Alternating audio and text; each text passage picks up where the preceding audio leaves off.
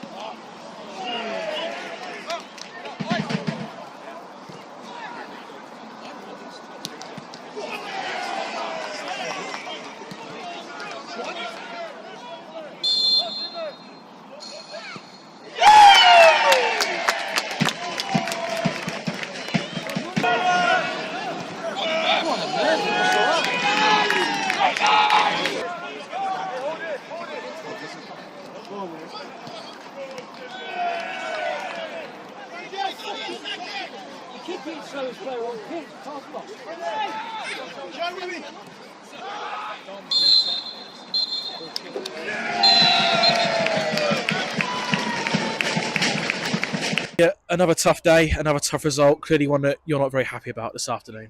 No, I just said there, like, I don't get it.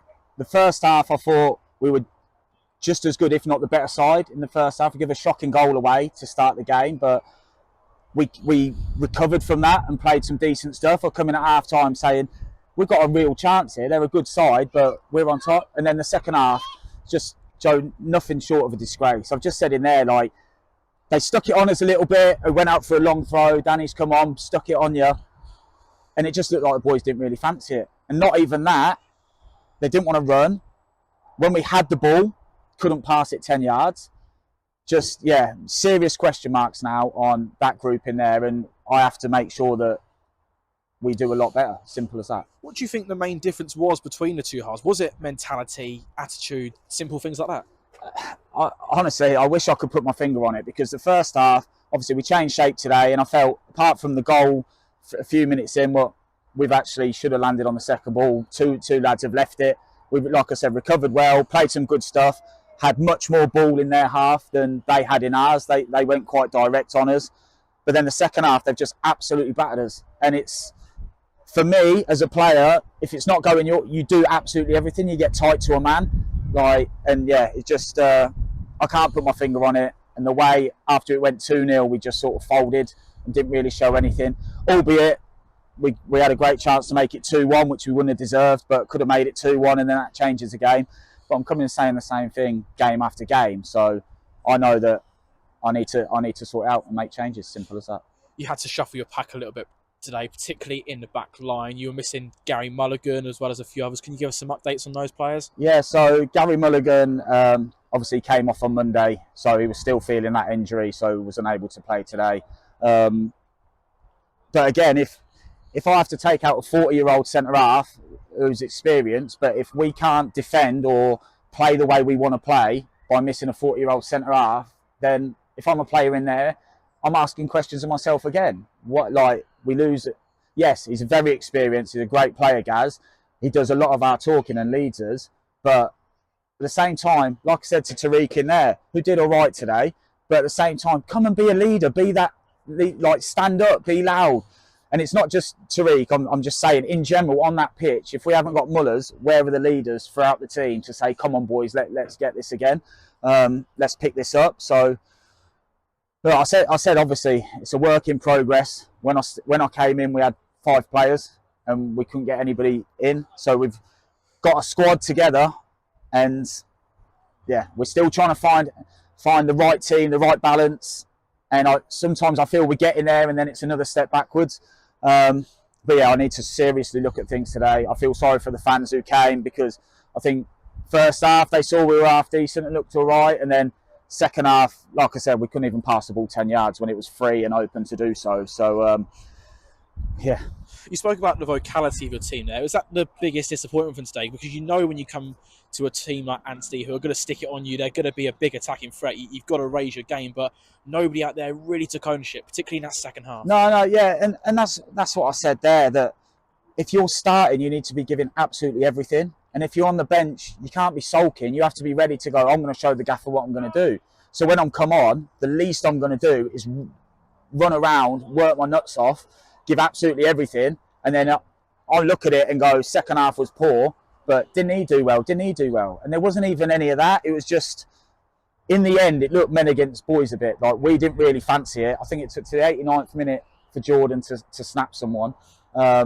So yeah, just, I know what it's like when you're a well-supported club. There's going to be all sorts of this, that, and the other. I think myself, I've got to take a step back and look and go, look, I want to win every single game. But there's a way that I know that's not going to happen, because we're building and trying to build something for not just short term, but for longer term. But at the same time, and they know it, I've told the lads there, if I don't feel they can pull their weight or pull in their weight, I need to do something about that. So obviously that's what I'll be looking at. And yeah, it's just not happy. The fixtures are going to start to calm down a little bit now as you head into September. A series of Saturday games coming up.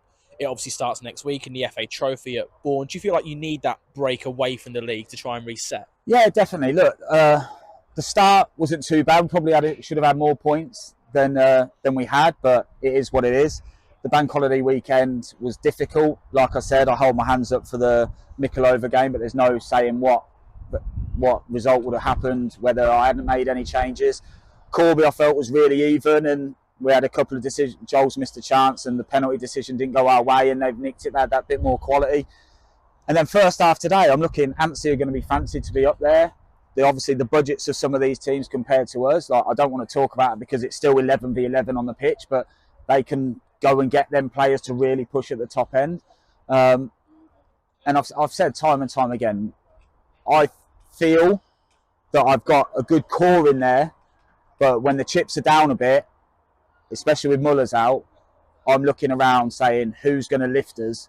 Because if I still could, I'd come on the pitch and do it myself. But there's only so much you can do from the sideline. Once the team comes over, formations, all that sort of thing, I've heard it all from the Prem to our level. It doesn't matter. When you cross the white line, you just give absolutely everything for the shirt as a bare minimum. And second half in particular today, we didn't do that. Just one last one on your back line, because Tejan Thomas has come off today.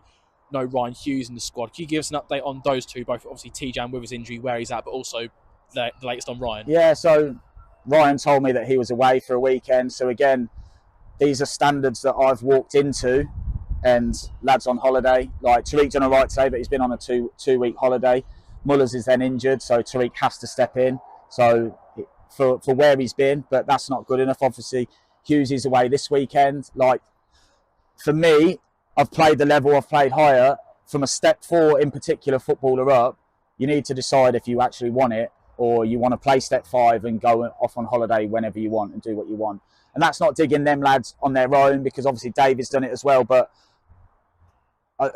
it just baffles me that in the football season you can go away and miss so much football. And obviously that lets us down. We then have to have a back shift, sort of, not a makeshift back 3, but obviously Tariq has to come in after one training session out of the last 2 or 3 weeks. Tejan played really well, I thought, but then he's got, well, I think it was a blister in the end, but he's had a few knocks and niggles. And then, yeah, I like Curtis Hartley, he's honest as they come. I thought for an hour he was all right, and then, I don't know, they started to get on top of the game when others dropped off. So, yeah, it's obviously really frustrating for me as a manager having to deal with these sort of things. Obviously, Hughesy, to be fair to him, he'd been a bit in and out anyway.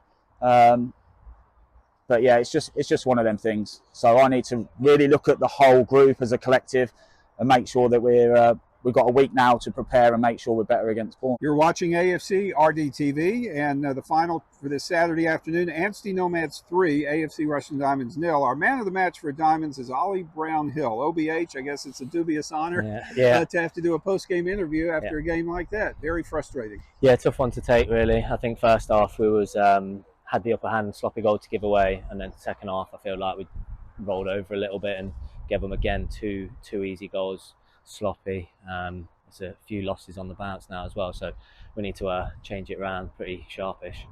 Yes, the Nomads came out scoring in only the 4th minute. Burniston on a sort of a fast break goal. That was a tough one to give up. Yeah, I think we've probably struggled from kickoffs in terms of against Mickleover. They scored early in the second half the other week, so it's something that we probably need to work on, being switched on from kickoffs. Really, I think definitely. But to Diamond's credit, I thought the team composed itself, and for the rest of the first half played them straight up. Yeah, no, first half I thought we was good, and we had a few chances that probably half chances, but we've putting the ball in the box a lot. We're getting a few free kicks and whipping them in. But yeah, there wasn't any clear-cut chances first half, but I think we dominated the half really. And then in the second half, Gibbons scores for Anstey in only the 54th minute. And all of a sudden now you find yourself down 2-0. And yeah, it's a tough one to take. I think the lads have got to sort of pick ourselves up and go again.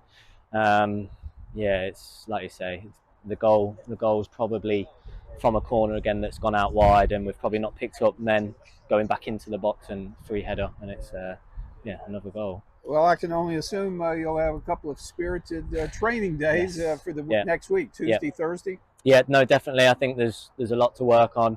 I think that we showed good parts today, but again, we are conceding quite a few at the minute, so probably need to try and shore that up a little bit.